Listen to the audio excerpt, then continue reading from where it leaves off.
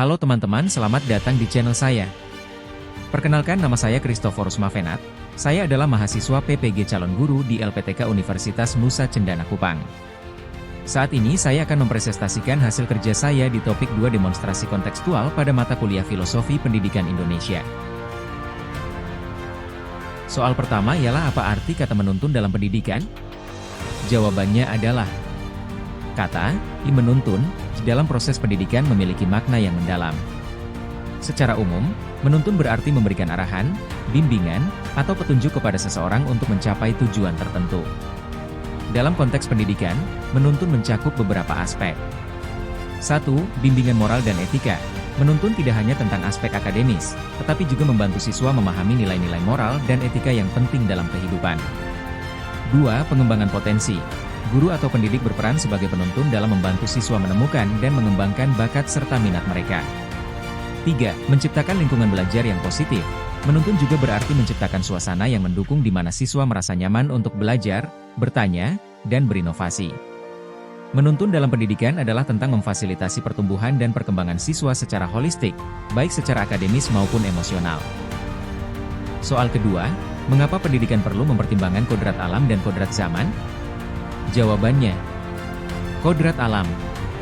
Kodrat alam merujuk pada karakteristik dan potensi dasar yang dimiliki setiap individu. Ini mencakup sifat-sifat bawaan seperti bakat, minat, dan kelemahan yang ada dalam diri siswa. Pentingnya dalam pendidikan. 1. Menghargai keunikan setiap siswa. Dengan memahami kodrat alam, pendidik dapat menghargai perbedaan individu dan mengembangkan pendekatan pembelajaran yang lebih personal. 2. Pengembangan karakter.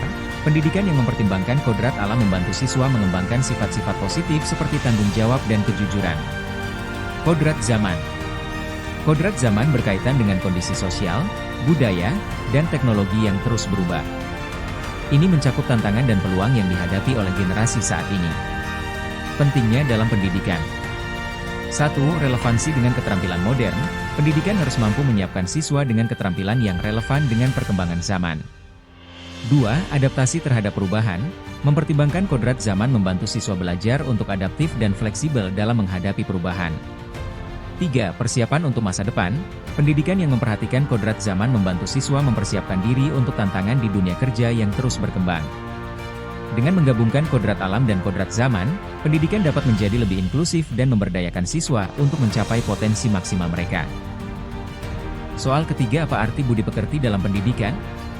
Jawabannya, budi pekerti dalam pendidikan merujuk pada nilai-nilai moral, etika, dan perilaku baik yang diajarkan, dibentuk, dan dikembangkan pada individu, khususnya siswa, untuk menjadi pribadi yang berbudi luhur. Secara lebih spesifik, budi pekerti dalam pendidikan melibatkan 1. Pembentukan karakter. Pendidikan budi pekerti bertujuan membangun karakter siswa yang memiliki integritas, tanggung jawab, kejujuran, dan kepedulian terhadap sesama. 2. Pengembangan nilai moral. Siswa diajarkan untuk memahami dan menerapkan nilai-nilai seperti hormat kepada orang tua, guru, teman, dan lingkungan sekitar. 3. Penerapan dalam kehidupan sehari-hari.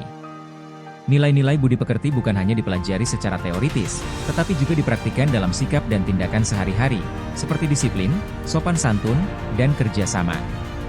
4. Pendidikan holistik. Budi pekerti mendukung pendidikan akademis dengan menyeimbangkan aspek kognitif, emosional, dan sosial siswa, sehingga tercipta individu yang cerdas secara intelektual dan emosional. Dalam konteks pendidikan di Indonesia, pendidikan budi pekerti sering disisipkan dalam berbagai mata pelajaran, terutama pendidikan Pancasila dan Kewarganegaraan, PPKN, serta melalui budaya sekolah seperti kegiatan ekstrakurikuler, upacara, atau program penguatan karakter.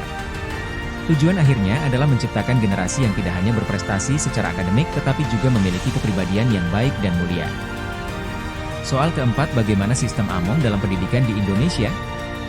Jawabannya, sistem AMONG adalah salah satu metode pendidikan khas Indonesia yang berakar dari filosofi pendidikan Ki Hajar Dewantara, pendiri Taman Siswa.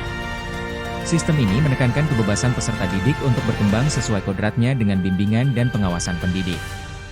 Berikut adalah prinsip-prinsip utama dalam sistem AMONG. Pendekatan berbasis kodrat. Setiap anak dianggap memiliki potensi dan kemampuan unik. Pendidikan bertujuan untuk membantu anak menemukan dan mengembangkan potensi tersebut tanpa tekanan atau paksaan. Kebebasan yang bertanggung jawab. Peserta didik diberikan kebebasan untuk belajar secara alami, tetapi tetap dalam koridor tanggung jawab dan nilai-nilai moral. Pendekatan ini menghindari sifat otoriter dalam mendidik, tetapi tetap menegakkan disiplin melalui kasih sayang dan keteladanan. Pendidikan holistik. Sistem Among tidak hanya berfokus pada kecerdasan akademik, tetapi juga pada pembentukan karakter, moral, dan budaya. Pendidikan diarahkan pada keseimbangan antara aspek fisik, mental, dan spiritual. Relevansi sistem Among dalam pendidikan modern. Sistem Among masih relevan dengan konsep pendidikan modern seperti student-centered learning dan pendidikan karakter.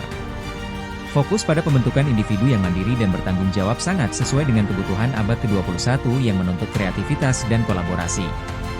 Contoh implementasi. Pembelajaran berbasis proyek, project-based learning. Program pengembangan karakter di sekolah.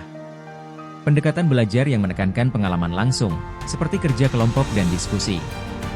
Sistem Among memberikan paradigma bahwa pendidikan bukan hanya tentang transfer ilmu, tetapi juga pembentukan manusia seutuhnya.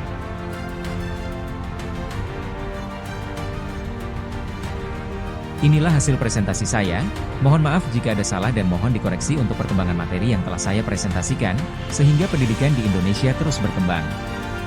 Sekian dari saya. Jangan lupa like, komen dan share ya teman-teman.